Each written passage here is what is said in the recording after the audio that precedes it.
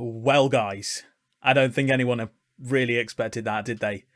What an absolutely fantastic result. It's a couple of hours after the result now, and as you can see, there's still a massive smile on my face because England have beaten Germany 2-0, and quite frankly, it was fantastic. It was a wonderful day for English football, and today in this short little video, we're just going to give my reaction to the game, how I'm feeling, how I think the boys did. And I did a stream immediately after, and this was the first couple of minutes of the stream. Just this. Woo!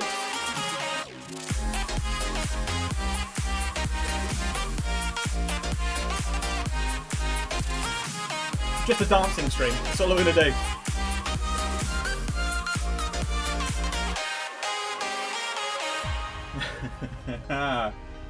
Oh! What an incredible match that was. So as you can see, I was really damn happy about the result.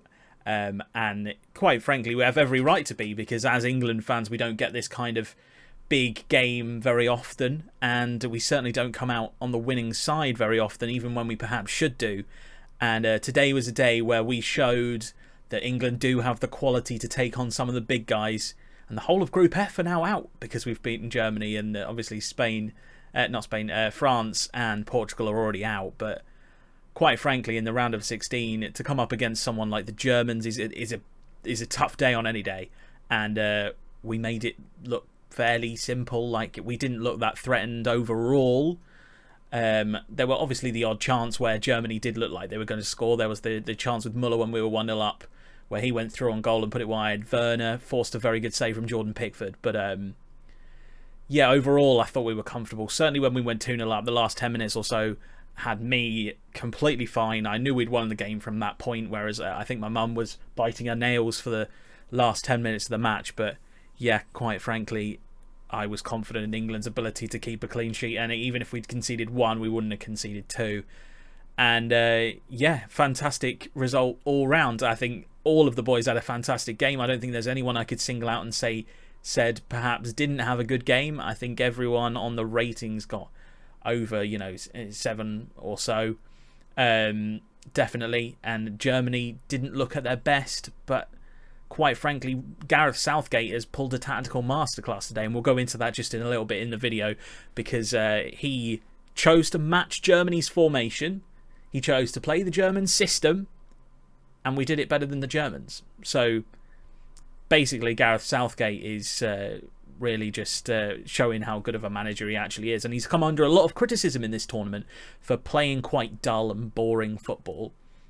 And I'm someone who's quite quick to defend him, because the dull and boring football is how you win tournament games in the group stage. You play the boring stuff, you get through the group stage, you don't concede a goal, and then you go into the knockout stage and you play a bit more aggressive. You go for it a little bit more. You take more risks. And I thought England took more risks today. I don't think they took risks overall. I think they were still a very sensible, calm and collected team that we've seen so far. But I think we took more risks today, and it showed. And that's why we got 2 goals and not just the one, was because we kept going after we were 1-0 up. We realised that the Germans were pushing us back a little bit. We were backing away. And then we went on. We went to score another goal. Grealish came on. Grealish got fantastic assist, looked very good as well, and continues to impress. And overall, England got the result. So let's take a look at some of the stats and have a little bit of a discussion about it. So as you can see here, here's the 2 lineups against each other. England played a flat 3-4-3, whereas Germany played a bit more of a focal point with Werner at the point of attack, who played a little bit higher than the 2 attacking midfielders, or Raumdeuter if you want to give Muller his space explorer, or whatever the position he takes up is called. But he didn't really look that effective today. He obviously had the one opportunity, probably Germany's biggest chance, but we quelled him really well. And when you look at the stats that they've given on this ratings on this website, whoscored.com, and what they've given the German players, I think you can see why England came out on top today. You've got like Muller on a 5.9, someone who's ever consistent for Germany, always someone you can rely on. Although he's never scored in the Euros, perhaps should have done today, although he's never scored in the Euros, he is usually a man who you can rely on to do something in the game, even if it's an assist, if it's a free kick won in a good position that they then score from, something like that. You can usually rely on Malone. He got a 5.9 today, and I don't think he played very well at all. He didn't really get into the game. I thought Kroos played all right. He had some nice balls from midfield where he was given the ball quite a lot. He had quite a lot of touches. We allowed him to have the ball quite far away from goal, which is obviously what you want to do with someone like a playmaker like Kroos. Goretzka tried to get a little bit more forward. I thought he looked a little bit more lost than Kroos did.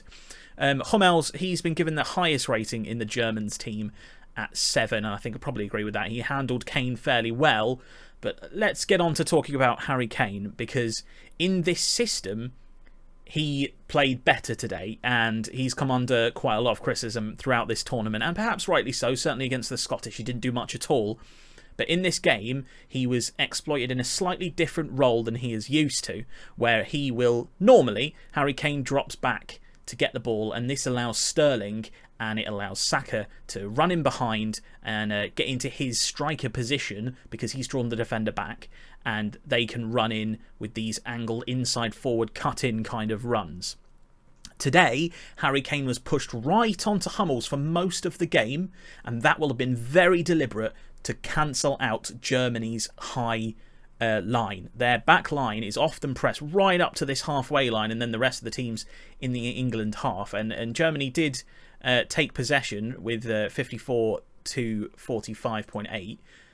So they were able to control the game in certain patches, but Harry Kane staying on Hummels, staying on Rudiger, means that they are pushed right up, right back. They're pushed back, so England can therefore get forward, get momentum in the game, and allow us to play our game of passing it around and holding possession and waiting for that moment. And then, of course, Trippier and Shaw, who were up against Guzans and Kimmich, and what Germany like to do is they like to push Kimmich all the way up and Guzans all the way up, so that we're pushed right back in the same way that Kane was doing to Hummels and Rudiger.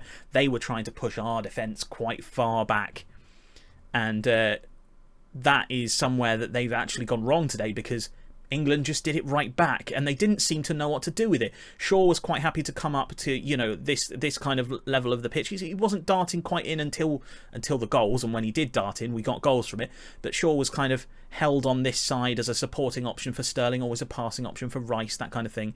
And Trippier played almost as a right winger. He was so high up the pitch, interchanging with Saka at points. And I just think that really caused the German defence problems, because Rudiger had to run over to that side in order to mark the players. So did Goretzka. So they were having to pull players out of position, and that was meaning we could get more possession in the middle and more balls through the middle. And I just think it worked perfectly for England today. And I think Gareth Southgate outclassed Joachim Löw in his managerial style, his tactics, and he did it at the Germans' own game, which is unbelievable. Looking around at these stats, I'm seeing a 6 for Saka, which I think is quite harsh. I thought he played quite well, actually. I think he played a reasonable game, did a lot of turning, certainly in the first half, turned his man quite a lot, was certainly the point where England looked their most dangerous in the first half. When he was substituted for Grealish, Grealish came on and played fantastically low, got the assist. And if you look how England and Germany lined up, really, you can see that England were trying to take on Ginter. They thought that Kimmich might be pushed a little bit too far up, trying to get in behind him, and they're trying to push Ginter to make the mistake. He got a yellow card. He didn't play overly well, Ginter, and Kroos didn't cover him as much as he needed to. Hummels had to do a lot of the work, and that's why Hummels played so well. But if you look at the chalkboard here and you see dribbles, you see exactly where England were getting their joy from. It was down that left-hand side with Grealish, with Sterling, with Shaw on that left-hand side, and they were really able to open up Germany from that position. We didn't have quite as much luck going down the right-hand side, and that's probably because Rudiger was slightly, although he didn't get a very good rating here, he played perhaps slightly better than Ginter. And if you look at the loss of possession, you'll see that there's a lot more balls won over this side for Germany. Germany winning the ball here, and that they quelled the right-hand side much better than they did the left. And perhaps poor Ginter was a little bit to blame for that. You take a look at these tackles attempted. There's much more over on this side. Although, having said that, that is where England had more of their touches and more of their passes. I don't know if you can quite see here. There's a slightly more densely populated pass and touch map. If you look at the touches as well, if we remove Germany from it, slightly more denser on this right hand side. So there was more to do for Rudiger on that side. But England exploited the left really well. To be fair, England exploited it all very well. I don't think Germany were expecting England to come on to them quite as much as they did. And I think that's why they won the game in the end. Special shout out to Jordan Pickford, who's played fantastically all tournament.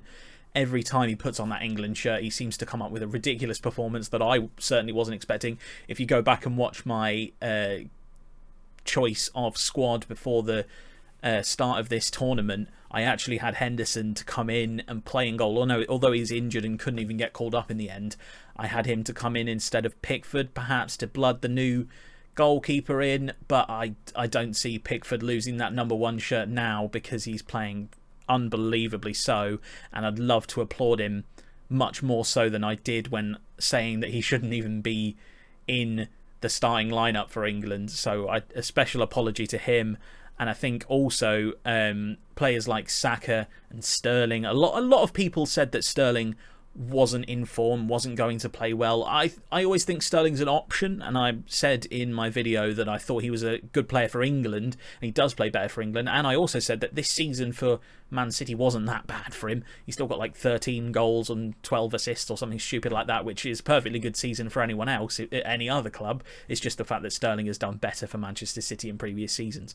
But for England, he seems to step up. His record for England is ridiculous, and it will continue to be so. And Sterling is undroppable for me now, and he has been for the last game or so.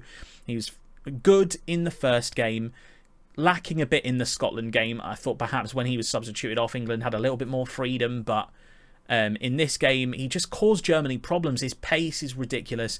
His ability to get in behind, and with the goal, he's running into the 6-yard box there, and he's just stopped, taken a step back, and then made the run into the box, perfectly timed, which meant that it was just a little tap in, and it definitely wasn't offside or any even hint of an offside.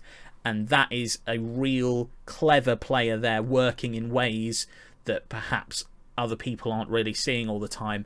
And I think that's some real clever striker play from Sterling, which isn't always in his game. His finishing and his striking isn't always a part of his game that you see, but his positioning is. He is always available, always gets his positioning right, does runs which England can find in behind, and he's unlocking defences in this tournament. I think perhaps if he did have that finishing ability, he'd probably be on 6 now.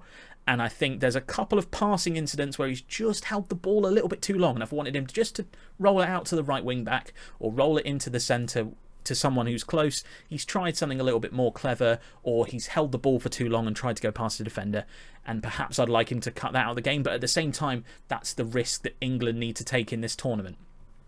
So fantastic performance then. I could not be happier with the game and with the team.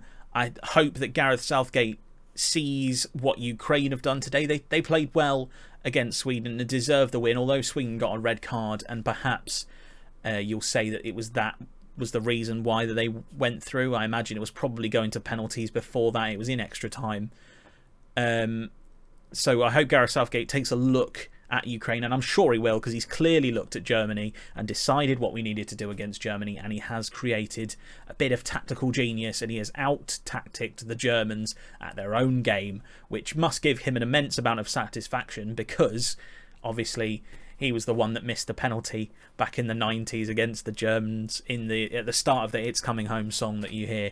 It's a song that you're going to be hearing a lot now, because quite frankly I think it probably is coming home. I mean, I said it in my prediction video, but it was me just being hopeful. I was just backing England. Yes, England have the talent. We do have the talent. I think we've got the tactical manager as well. What it is now is not making any mistakes against these smaller sides. I'm saying smaller in the most inverted quote of all time, because to get to a quarter-final of any competition is fantastic for any team. And I think I'm disrespecting Ukraine, and I'm disrespecting perhaps Denmark, who will play after that. I think I'm disrespecting them a little bit by saying smaller team kind of thing. But nonetheless, Germany are a massive fish. We've taken them out the water. And realistically, the pathway is now kind of paved for England to get to the final, really. certainly if you look at the world rankings and things like that, not the world rankings are the best way to look at anything, but if you look at the world rankings, you can see that England are head and shoulders above a lot of these other opposition, and we need to show that. We need to take these games by the scruff of the neck, get the goals early on, preferably first half goals need to start to flow, I think, for England in these games, so that we can show that when we come up against Italy or Belgium or Spain in the final, if we do get that far, we know that we can match up against them as well. And I think we can. I think we're a match for anyone in this tournament. The only team I didn't think we were a match for was perhaps France, but then they're out, so it doesn't matter, does it really? It doesn't matter at all. So yeah, I think it was a fantastic game. I think I'm going to leave it there. I hope you've enjoyed this video, and I hope you enjoyed the match. And it's coming home. It's coming home. I said it. It's coming. It's coming. It's happening. It's happening. Don't clip this in a few days when we get knocked out to the Ukraine. Please don't. We're not going to get knocked out. We're gonna win. We're gonna win. It's coming home. Thank you very much for watching. By the way, I stream on Twitch, so if you want to check me out on Twitch, Twitch is probably my primary platform.